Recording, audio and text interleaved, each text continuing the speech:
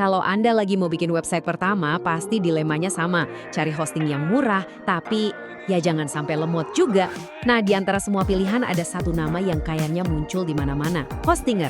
Pertanyaannya, penawaran mereka ini beneran bagus atau cuma kelihatannya aja? Yuk kita bedah bareng-bareng. Pasti Anda pernah mikir gini kan waktu lihat harganya? Wajar banget kalau kita langsung curiga. Harga miring begini, kualitasnya gimana? Apa jangan-jangan ada udang di balik batu? Nah, ini nih pertanyaan besar yang bakal kita jawab tuntas kali ini. Oke, skeptis itu perlu. Tapi sebelum kita ngejudge, coba kita lihat datanya dulu. Faktanya, Hostinger itu populer banget. Popularitas inilah yang jadi titik awal penelusuran kita. Buat cari tahu apa sih rahasia di balik harganya yang bikin geleng-geleng kepala itu. Lebih dari 2 juta pengguna di seluruh dunia, dan ribuan diantaranya ada di Indonesia. Angka segini nunjukin kalau Hostinger ini bukan pemain kemarin sore. Ini adalah layanan yang suka atau tidak sudah dipakai dan dipercayai oleh banyak sekali orang. Dan lihat ini deh, di platform review gede kayak Trustpilot dan G2, ratingnya tinggi banget. Ini yang justru bikin misterinya makin dalam. Gimana ceritanya, layanan semurah ini bisa dapat ulasan sebagus itu dari penggunanya? Jadi, apa sih yang bikin para pemula ini seolah-olah berbondong-bondong ke Hostinger? Mari kita lihat beberapa alasan utamanya. Nah, ini dia magnet utamanya. Kalau kita ambil paket jangka panjang, harganya bisa di bawah 10.000 perak sebulan. Buat pemula yang budgetnya mepet, angka ini tuh jujur aja susah banget buat ditolak. Biar lebih kebayang ya, selisih harga antara Hostinger dengan kompetitornya itu bisa buat modal ngopi sebulan penuh. Ini penghematan yang lumayan banget loh, apalagi buat yang baru merintis. Harga murah tapi lemot, percuma kan? Nah, disinilah bagian yang mengejutkan. Ternyata, performanya nggak main-main. Pakai teknologi server Lightspeed dan data center di Singapura yang dekat banget sama kita, website bisa loading di bawah 1,5 detik. Uptime-nya juga stabil di 99,97%. Ini performa kelas atas dengan harga anak kos. Terus, buat kita yang pemula, kemudahan itu nomor 1. Hostinger nggak pakai cPanel yang kadang ribet, tapi mereka bikin sendiri namanya hPanel.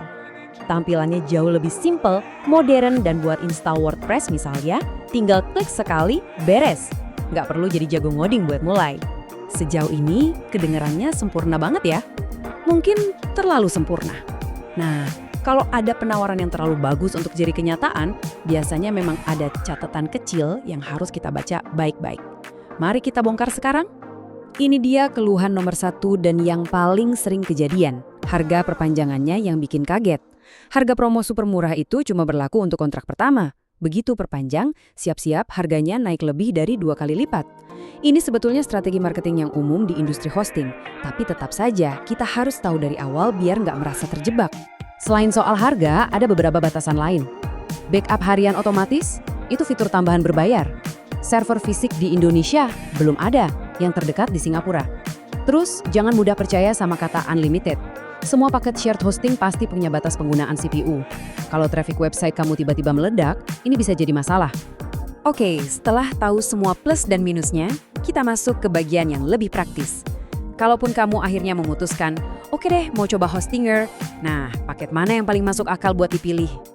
Jadi, paket single itu sebetulnya sangat terbatas. Cuma buat satu website, terlalu nanggung. Sementara paket bisnis itu paling lengkap, cocok buat toko online atau proyek serius yang butuh backup harian. Tapi, buat mayoritas pemula, ada satu pilihan yang paling pas. Yap, paket premium ini seringkali jadi jalan tengah terbaik. Kenapa? Kamu dapat domain gratis setahun, dan yang paling penting, bisa hosting sampai 100 website. Ini ngasih ruang buat tumbuh dan bereksperimen dengan harga yang masih ramah di kantong. Ini titik paling seimbang antara harga dan fitur. Oke, kita sudah bongkar habis sisi baik dan sisi gelapnya. Sekarang, tiba saatnya kita tarik benang merah dan memberikan jawaban akhir untuk pertanyaan kita semua. Jadi, dengan semua fakta yang ada di meja, apakah Hostinger Indonesia itu sepadan untuk seorang pemula?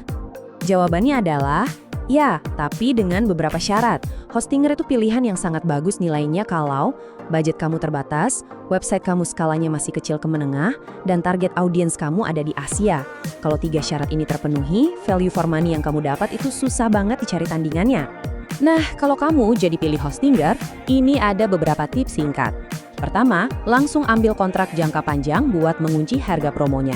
Kedua, jangan lupa aktifkan plugin gratis like Speedcache biar ngebut. Ketiga, rajin-rajin backup manual. Dan terakhir, awasi penggunaan sumber daya di hPanel biar websitemu aman. Dan yang terpenting, jangan lupa ada garansi uang kembali 30 hari. Anggap saja ini jaring pengaman kamu. Kamu bisa coba dulu semua layanannya tanpa resiko sama sekali. Kalau ternyata nggak cocok, tinggal minta refund. Gampang kan? Pada akhirnya, Webstrap pertama itu ibarat rumah digital baru kamu. Pertanyaannya kembali lagi ke kamu. Dengan segala kelebihan dan kekurangannya yang sudah kita bahas, apakah Hostinger adalah fondasi yang tepat untuk kamu mulai membangun impianmu?